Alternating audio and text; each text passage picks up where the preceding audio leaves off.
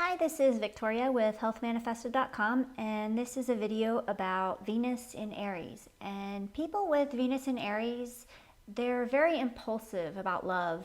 If the person is a woman, they usually like manly men, and they're attracted to people who would be quote unquote winners. They like partners that can achieve things and are go getters. They're people that are more infatuated with love. And if a man has this placement, they're going to want a strong woman that's an independent go getter. If the person does not find someone with the more go getter qualities, they won't really feel satisfied in their relationship.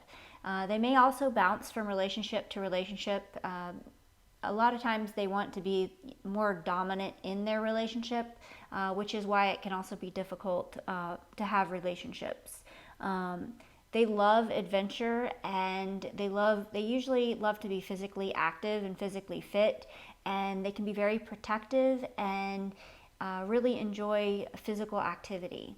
And that is my take on Venus in Aries.